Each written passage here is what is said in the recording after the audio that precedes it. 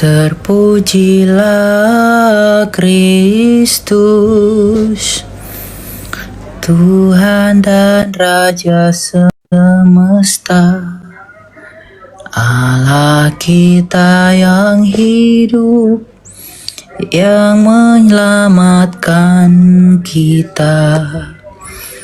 Terpujilah Kristus, Tuhan dan Raja kita, yang menebus kita dari maut yang kekal.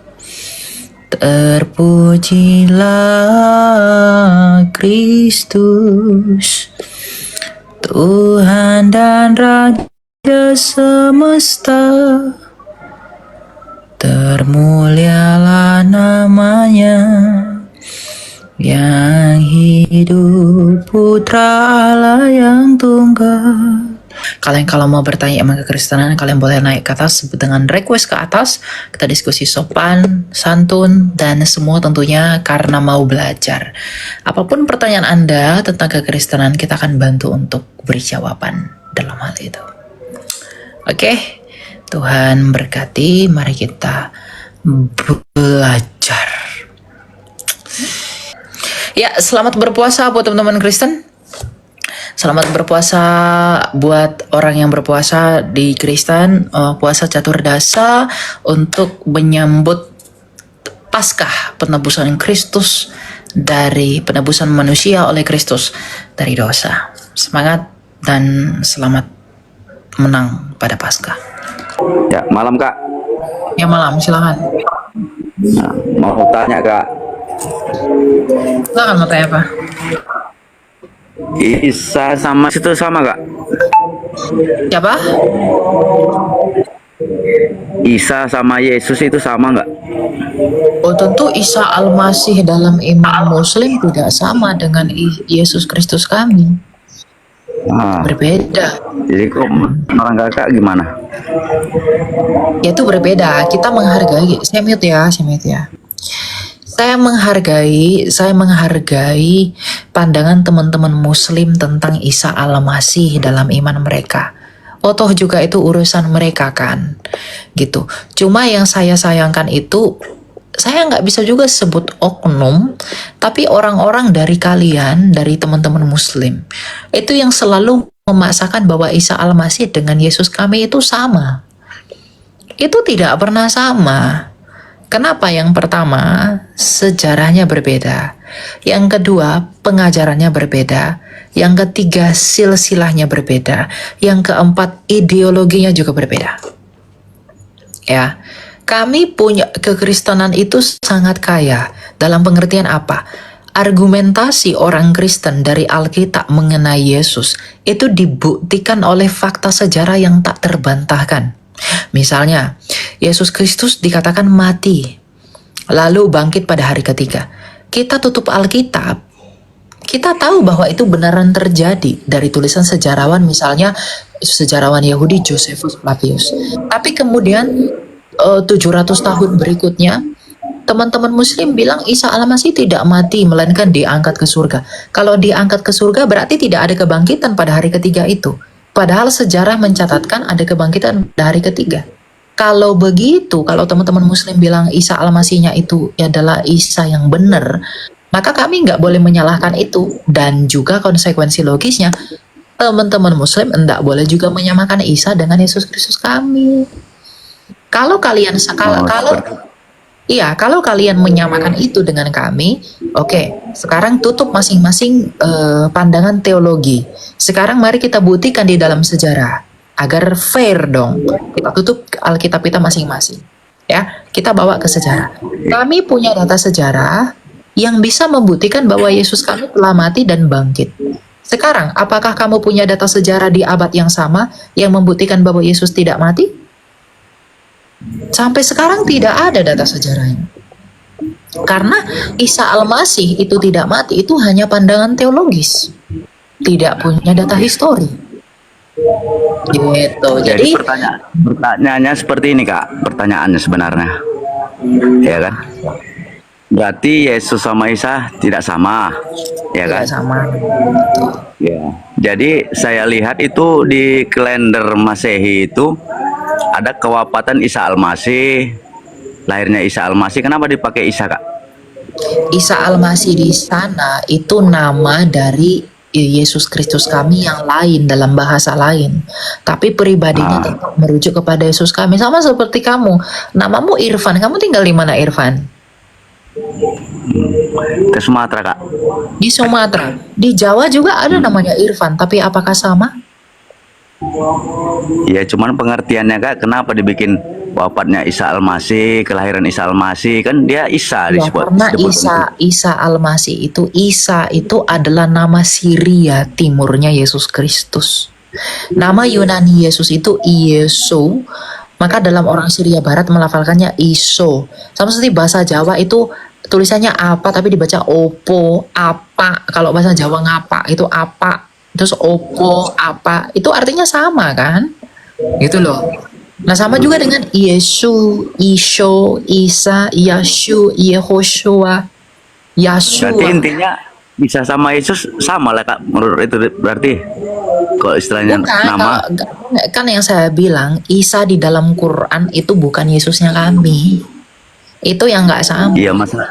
Saya bukan mentafsirkan Quran.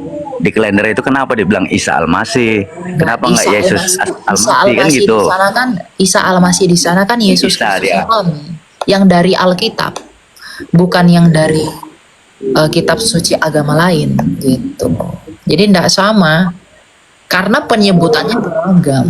Kita kan ngomong pribadi, bukan hanya nama saja. Pribadinya tidak sama, ya namanya bisa banyak. Gitu. Berarti namanya bisa banyak, Kak, ya? Iya, namanya bisa banyak. Oh ya, makasih lah, Kak, ya. Oke, ya. Cukup. Aduh, berisik banget. Oke. Dan sekarang di kalender udah diganti. Ya bukan Isa Al-Masih lagi, sudah Yesus Kristus. Karena presiden sudah presiden atau Kementerian Agama ya, itu sudah mengganti nomenklatur dari Isa Al-Masih menjadi Yesus Kristus gitu. Silakan Muhammad. Tes Kak. Ya silakan, jangan keluar dari ini ya, jangan keluar dari aplikasi. Saya tidak bisa dengar suaramu. Bisa Kak ya? Ya silakan. Saya tidak menjudge bahwa kekristenan itu buruk atau apapun. Saya sangat menghormati agama orang lain karena itu yang diajarkan. Memang tidak buruk. Kamu tidak bisa buktikan itu buruk sekalipun kamu katakan buruk. Ya, saya anggap itu agama yang baik bagi Anda dan agama saya dan baik bagi saya sendiri gitu loh. Salah. Ada satu Agama pertanyaan. Kristen itu bukan baik. Kristen itu benar, bukan Ya, baik. benar menurut Anda gitu. Ya, Dan- menurut Yesus Kristus dan seluruh pengikutnya. Ya. Jadi pertanyaannya gini. Jika Tuhan yang Esa tersebut, Tuhan yang Maha Kuasa, kenapa Tuhan tersebut harus menjelma jadi manusia sedangkan Dia Maha Kuasa? Dan kenapa pula Dia harus menebus semua dosa-dosa umatnya sedangkan Dia yang Maha Kuasa bisa menebusnya tanpa harus menjelma menjadi manusia gitu kan? Kalau Dia Maha Kuasa, justru Dia harusnya tidak boleh dihalangi kalau Dia mau berinkarnasi jadi manusia. Justru bukti kemahakuasaannya ya Dia mampu berinkarnasi. Kan argumentasi kamu itu kan argumentasi relativisme. Kan kamu membentuk asumsi dan premis kamu sendiri berdasarkan standar logika kamu. Maka saya pun punya hak yang sama. Kecuali kamu punya standar yang sah tentang kemahakuasaan itu apa. Kamu bilang, ngapain dia kan maha kuasa, dia bisa aja mengampuni dosa manusia tanpa menjadi manusia. Itu standar kamu. Saya juga bisa buat standar, justru kemahakuasaannya dibuktikan ketika dia datang menjadi manusia dan bangkit dari kematian dengan mengalahkan maut itu. Itu tidak argumentasi yang fair. Enggak Kak, saya cuma pengen jawaban yang masuk di logika aja Kak. Itu kan Nah, pembenaran. itu justru pertanyaan kamu itu tidak logika. Itu tidak logika karena standar yang kamu pakai bukan standar logika. Itu premisnya kamu sendiri, brother. Bukan Kecuali kamu punya standing yang sah yang kita akui sama-sama sebagai standar kemahakuasaan itu. Oh, gitu ya Kak ya. Iya. Jadi Sama seperti saya juga bisa menggugat kamu dengan cara pikir kamu yang sama. Saya bisa gugat kamu begini. Kalau Tuhanmu maha kuasa, kenapa dia nggak mau jadi manusia? Nah, begitu. ya, itu pertanyaan yang Nah, sama aja jadi ya. Jadi ada pertanyaan yang kedua Kak. Yang silakan. kedua itu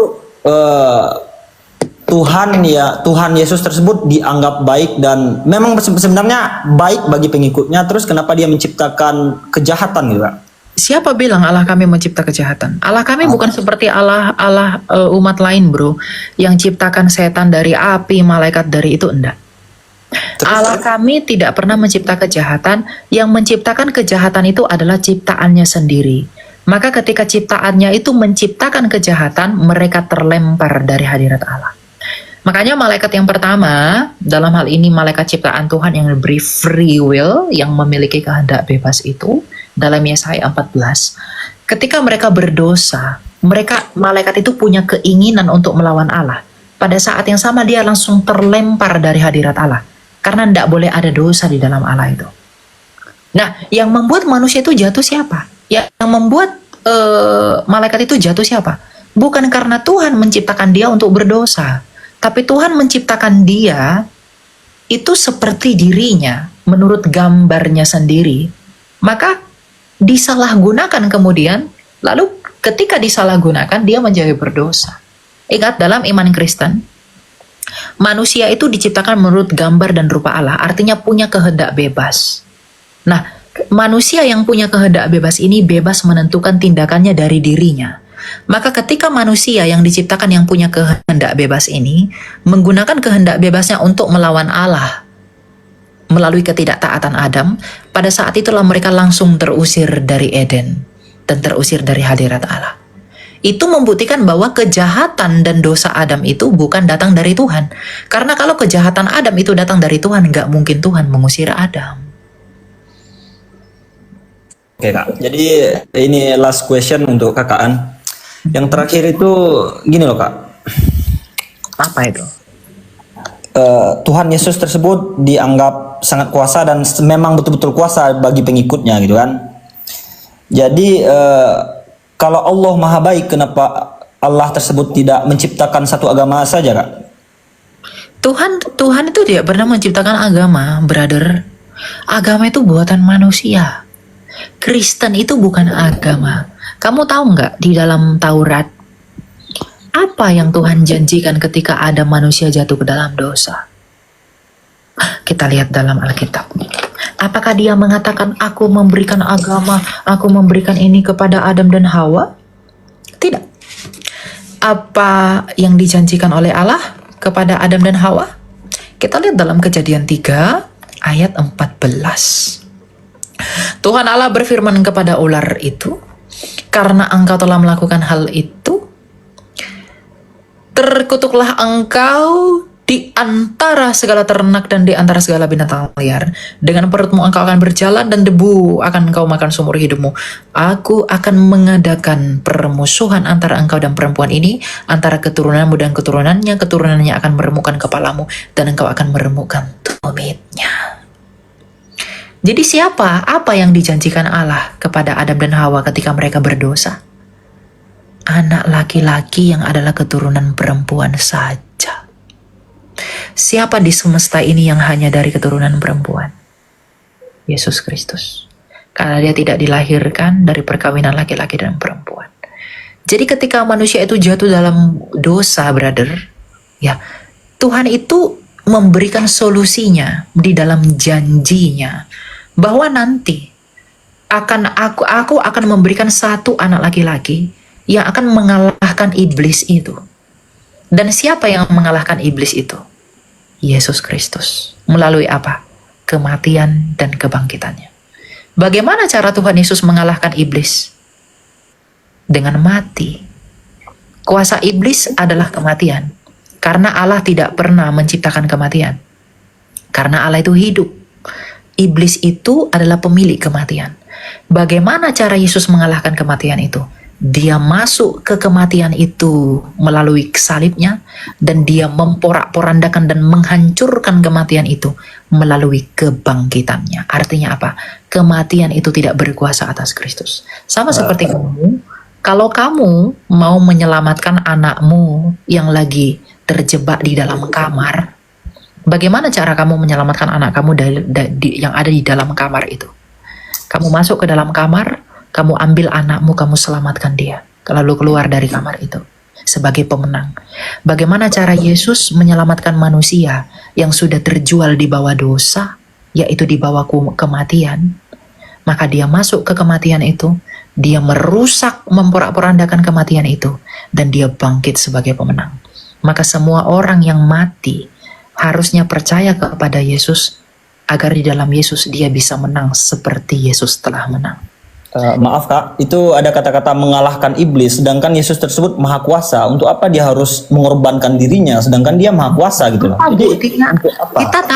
kita tahu Tuhan itu maha kuasa, tapi Tuhan kami itu kan bukan Tuhan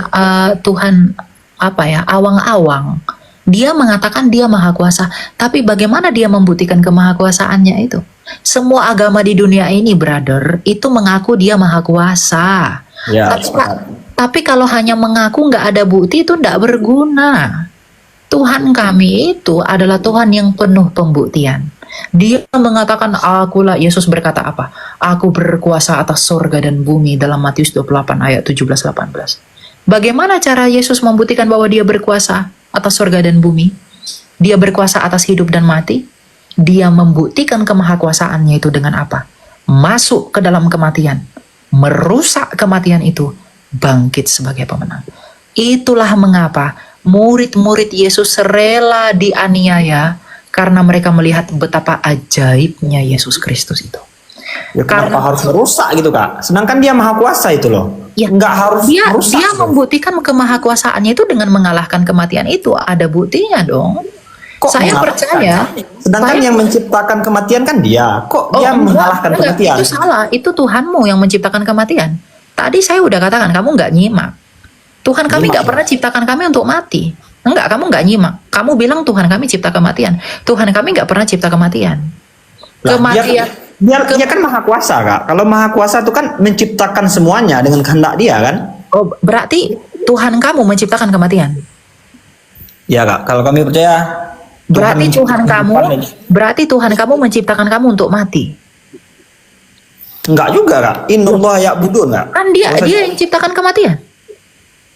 Iya memang betul. Karena dia maha kuasa. Kalau dia ciptakan kamu, kalau dia ciptakan kematian, berarti dia ciptakan kamu untuk mati.